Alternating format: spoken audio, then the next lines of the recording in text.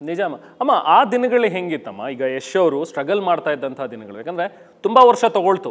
ಯಶ್ ಈಗ ನಾವೇನು ತೆರೆ ಮೇಲೆ ನೋಡ್ತಾ ಇದ್ದೀವಿ, KGF ಇದರಲ್ಲೆಲ್ಲ ನೋಡಿದಾಗ ಒಬ್ಬ ಸೂಪರ್ ಡೂಪರ್ ಸ್ಟಾರ್ ಆಗಿ ನಾವೇನು ಯಶ್ ಅವರನ್ನು ನೋಡ್ತೀವಿ. ಬಟ್ ಅವರ ಬಿಗಿನಿಂಗಲ್ಲಿ ಅಷ್ಟೇ ಇರಲಿಲ್ಲ, ತುಂಬ ಸ್ಟ್ರಗಲ್ ಇತ್ತು. ಮನೆಗೆ ಬಂದು ತುಂಬ ಸತಿ ನಿಮ್ಮ ಹತ್ರ ಹೇಳ್ಕೊಂಡಿರೋದಿರ್ಬೋದು, ಹತ್ತಿರೋದಿರ್ಬೋದು, ಉದಾಹರಣೆಗಳು ಯಾಕೋ ಆಗ್ತಾ ಇಲ್ಲ, ಏನು ಮಾಡಬೇಕು ಅನ್ನುವಂಥ ಒಂದು ಗಾಬರಿಲೂ ಮಾತಾಡಿರ್ಬೋದು.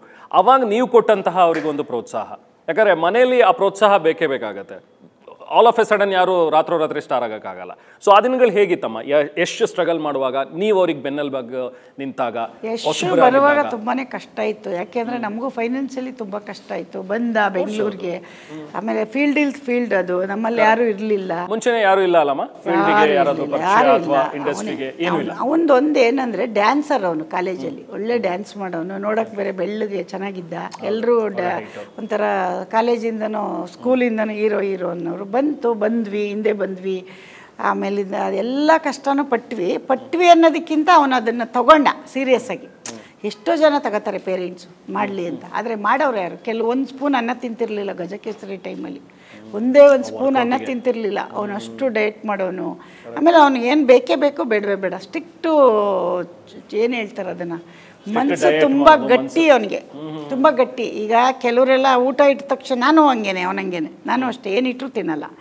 ಬೇಡ ಅಂದರೆ ಬೇಡ ಅಂದರೆ ನಮ್ಗೇನು ಅಷ್ಟು ಬೇಗ ಅಡಿಕ್ಟ್ ಆಗಲ್ಲ ಯಾವುದಕ್ಕೂ, ಅಷ್ಟು ಬೇಗ ಎದುರೋದು ಇಲ್ಲ, ಅಷ್ಟು ಬೇಗ ಬಗ್ಗೋದು ಇಲ್ಲ ನಾವು. ಅದು ಹೆಂಗೆ ಅಂದರೆ ತಿನ್ನಕ್ಕಾಗಲಿ, ಇನ್ನೊಂದಕ್ಕಾಗಲಿ, ಅಥವಾ ಯಾರೋ ಎದುರಿಸಿದ್ರಾಗಲಿ, ಅದಕ್ಕೆಲ್ಲ ನಾವು ಪರ್ಫೆಕ್ಟ್ ಆಗಿದ್ರೆ ಯಾಕ್ರಿ ಎದುರಬೇಕು ಅಲ್ವಾ? ಈಗ ಅವನಿಗೆ ಗೊತ್ತಿತ್ತು. ನಾನು ಒಂದಿನ, ನಾವು ಒಂದೊಂದ್ಸರಿ ಹೇಳಿವೋ, 10-15 ಪಿಕ್ಚರ್ ಬಿಡ್ತೀಯ ನೀನು, ಈ ಥರ ದುಡ್ಡಿಟ್ಟು ವಾಪಸ್ ಹೋಗ್ತಾರೆ, ಬೈಕೊಂಡು ಹೋಗ್ತಾರೆ, ಎತ್ಕೊಂಡು ಸಿನಿಮಾ ಮಾಡಬಾರ್ದು ಅಂತ. ಅಮ್ಮ ನೀನು ನನ್ನ ಸಿನಿಮಾ ವಿಷಯಕ್ಕೆ ಬರಬೇಡ, ಬೇರೆ ಏನಕ್ಕಾದ್ರೂ ಬಾ, ನನ್ನ ಸಿನಿಮಾ ವಿಷಯಕ್ಕೆ ಎಂಟ್ರ್ ಆಗಬಾರ್ದು. ಯಾಕೆಂದರೆ ಅವನದೇನೋ ತಾಟೋ ಅಂತ ನಾವು ಅನ್ಕೊಳ್ಳೋದು. ಬಟ್ ಅವನು ಯಾವುದೇ ಸಿನಿಮಾ ಮಾಡಿದ್ರು ಅವನಿಗೆ ಇಷ್ಟ ಆದರೆ, ಅವ್ನು ದುಡ್ಡಿಲ್ಲದ ಸಿನಿಮಾ ಎಷ್ಟೋ ಒಪ್ಕೋದು. ಮುಂಗಾರು ಮಳೆ ಕೃಷ್ಣಪ್ಪ ಅವ್ರದ್ದು ಇವತ್ತು ಅವ್ನು ಮೊನ್ನೆ ಹೋಗಿ ಪ್ರಚಾರ ಮಾಡಿಕೊಟ್ಟ, ಆ 20 ನಿಮಿಷಕ್ಕೆ ಇಲ್ಲ ನಾನು ಮಾಡ್ತೀನಿ ಅಂತ ಹೋಗಿ ಮಾಡಿದ್ದದು.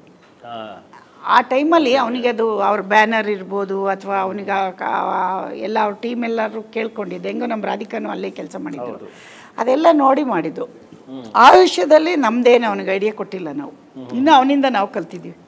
ಅಂದರೆ ಬೇರೆ ಕೊಟ್ಟಿದ್ದೀನಿ ನಾನು, ಮನೆ ಈ ಥರ ಹಂಗಿರ್ಬೇಕಪ್ಪ ಅದೆಲ್ಲ ಕೊಡ್ತೀವಿ. ಸಿನಿಮಾ ವಿಷಯದಲ್ಲಿ ಕೆಲವೆಲ್ಲ ಆಗಿದೆ, ಬಟ್ ಅದನ್ನ ಕಷ್ಟ ಎಲ್ಲರ ಪಟ್ಟೆ ಬರೋದು.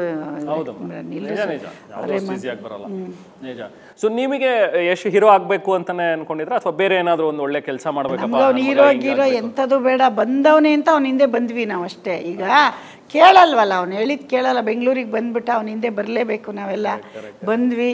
ಆಮೇಲೆ ಬಂದಮೇಲೆ ಅವ್ರ ಡ್ಯಾಡಿಗೆ ಇಷ್ಟ ಇಲ್ಲ, ಏನೋ ಈ ಥರ ಎಲ್ಲ ಯಾಕೆ ಬೇಕು ಇವ್ರಿಗೆ ಅಂತ ಅವರು, ಇನ್ನೇನು ಅಂತ. ತುಂಬ ಕಷ್ಟದ ದಿನಗಳೆಲ್ಲ ಇದೆ, ಅದನ್ನೆಲ್ಲ ಈಗ ಹೇಳೋದು ಬೇಡ, ಆಮೇಲೆ ಹೇಳೋಣ, ನಿಧಾನಕ್ಕೆ ಹೇಳ್ತೀವಿ, ಒಂದು ಬುಕ್ ಬರ್ಕೋಬೋದು ನೀವು. ಸೂಪರ್. ಸೊ ಈ ಕೊತ್ತಲ್ವಾಡಿ ಹೆಸರು ಯಾರು ಫೈನಲ್ ಇಟ್ರು? ನೀವೇನಾದ್ರೂ ನಾವೆಲ್ಲರೂ ನಮ್ಮ ಟೀಮು ನಾವೆಲ್ಲರೂ ಸೇರಿ ನೀವೇನಾದ್ರೂ ಹೇಳರ ಸ್ಕ್ರೀನ್ ಪ್ಲೇ ಈ ಥರದ್ದು ಒಂದಷ್ಟು ಚೇಂಜಸ್ ಬೇಕು, ಅದೇನಾದರೂ ಡಿಸ್ಕಷನ್ ಆಯ್ತಾ? ಇಲ್ಲ, ಅದೆಲ್ಲ ಅವರೇ ಮಾಡಿರೋರು. ಬಟ್ ಹೆಸರೆಲ್ಲ ನಮ್ಮ ಟೀಮ್ ಫುಲ್ಲು ಕೂತು ನಾವೇ ಕತೆ ಎಲ್ಲ ಚೆನ್ನಾಗಿದೆ ಅಂದ್ಬಿಟ್ಟು ನಮ್ಮ ಟೀಮ್ ಅವರೆಲ್ಲ ಸೇರಿ ಇಟ್ಟಿರೋದು ಹೆಸರು. ನಮ್ಮ ಟೀಮ್ ಸೇರಿ ಎಲ್ಲರದ್ದು ಬರುತ್ತೆ, ನಮ್ಮ ಕ್ಯಾಮ್ರಾಮೀನು ಎಲ್ಲ ಟೀಮ್, ಎಲ್ಲರೂ ಎಲ್ಲ ವಿಷಯಕ್ಕೆ ಎಲ್ಲರೂ ಮಾತಾಡೋರು. ಅಂದರೆ ಅವರೇನು ನನ್ನ ಸಿನಿಮಾ ಅಂತ ನಾನೊಬ್ಬಳು ಡಿಸಿಷನ್ ಅಲ್ಲ, ಅವರೇ ಮುಂಚೆ ಎಲ್ಲ ನೋಡ್ಕೊಂಡು ಅಮ್ಮ ಇದು ಬೇಕಾ ಬೇಡವ ಅಂತ ಕೇಳೋರು. ನನ್ನ ಹೆಸಂದರೆ ಓಕೆ, ಇಲ್ಲ ಬೇಡ ಅಂದರೆ ಬೇಡ ಅನ್ನೋರು. ಅವರು ಅದಕ್ಕೆಲ್ಲ ಪ್ರಿಪ್ರೇಷನ್ ಮಾಡ್ಕೊಂಡಿರೋರು. ಅವರು ಎಲ್ಲ ಅವ್ರ ಸಿನಿಮಾ ಅಂತ ಮಾಡೋರ್ರಿ.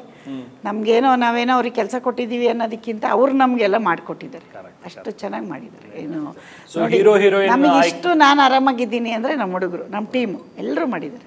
ತುಂಬ ಟೆನ್ಷನ್ ಕೊಟ್ಟಿಲ್ಲ, ಏನು ಕೊಟ್ಟಿಲ್ಲ. ಅವರೇ ಟೆನ್ಷನ್ ತಗೊಂಡವ್ರು. ಆ ಟೆನ್ಷನ್ನು ನನ್ನ ಹತ್ರ ಹೇಳ್ತಿರ್ಲಿಲ್ಲ ಯಾವಾಗಲೂ. ಆಮೇಲೆ ಈಗ ನಿಧಾನಕ್ಕೆ ಒಂದೊಂದು ಹೇಳ್ತಾರೆ, ಅಮ್ಮ ಅವತ್ತು ಹಂಗಾಯ್ತು ಹಿಂಗಾಯ್ತು ಅಂತ. ಬಟ್ ನನ್ನವ್ರಿಗೂ ಏನು ತಂದಿಲ್ಲ. ಒಂದಿನ ನೀವು ಶೂಟಿಂಗ್ ಹೋಗ್ತಾ ಇರೋದು ಅದು ಆಶ್ಚರ್ಯ. ಅದು ಶೂಟಿಂಗ್ ನಾನು ಎಷ್ಟು ಶೂಟಿಂಗ್ ಇವತ್ತವರೆಗೂ ಹೋಗಿಲ್ಲ, ಒಂದು ದಿವಸನೂ ಹೋಗಿಲ್ಲ. KGF ಅಲ್ಲಿ ಎಷ್ಟು ಕರೆದ, ಅಮ್ಮ ಬಾರಮ್ಮ ಇದೊಂದು ದೊಡ್ಡ ಆಪರ್ಚುನಿಟಿ ನಿಂಗೆ. ನಾನು ಅಷ್ಟು ಬ್ಯುಸಿ ಇರ್ತೀನಿ ರೀ. ನಾನು ಇವತ್ತು ನೋಡಿ, ನನ್ನ ಕಾರ್ಪೆಂಟ್ರ್ ಫೋನ್ ಮಾಡ್ತಾವ್ರೆ, ನನ್ನ ಟೈಲ್ಸ್ ಅವ್ರು ಫೋನ್ ಮಾಡ್ತಾವ್ರೆ, ನಾನು ಅಷ್ಟು ಬ್ಯುಸಿ ಇರ್ತೀನಿ. ನಾನು ಮನೆ ಕಟ್ತಾ ಇದ್ದೀನಿ ತೋಟದಲ್ಲಿ, ನನಗೂ ಅಷ್ಟು ಕೆಲಸ ಇರುತ್ತೆ. ಅವನೇನಲ್ಲಿ ಮಾಡ್ತಾನೆ, ನಾನು ಮಾಡ್ತೀನಿ ಹಿಂದ್ಗಡೆ. ನಂದೇ ಆದ ಕೆಲಸ. ಅಂಕಲ್ ಅವ್ರು ಬ್ಯುಸಿ ಇರ್ತಾರೆ, ಎಲ್ಲರೂ ಬ್ಯುಸಿ ನಮ್ಮ ಮನೇಲಿ, ಯಾರು ಫ್ರೀ ಆಗಿರಲ್ಲ. ನಾವು ಅಷ್ಟು ಬ್ಯುಸಿ ಇರೋದಕ್ಕೆ ನಾವು ಆರಾಮಾಗಿದ್ದೀವಿ. ಆಮೇಲೆ ನನಗೇನಂದರೆ, ನಾನು ಏನೋ ಸುಮ್ಮನೆ ಕೂತ್ಕೊಂಡು ಏನೋ ನೋಡ್ಕೊಂಡು ಕೂತಿರೋ ಜೈಮನ ನಂದಲ್ವೇ ಇಲ್ಲ. ಹೇಳ್ತಾಳಲ್ಲ ನಮ್ಮ ರಾಧಿಕಾ, ಸೇಮ್ ನಮ್ಮ ಅತ್ತೆ ಥರನೇ ನಮ್ಮ ಯಜಮಾನ್ರು ಅಂತ. ಅವ್ರ ತಂದೆನೂ ಅಷ್ಟೇ ತುಂಬ ಹಾರ್ಡ್ ವರ್ಕ್ ಮಾಡ್ತಾರೆ, ಅವರು ಅಷ್ಟೇ ಸಿನ್ಸಿಯರು.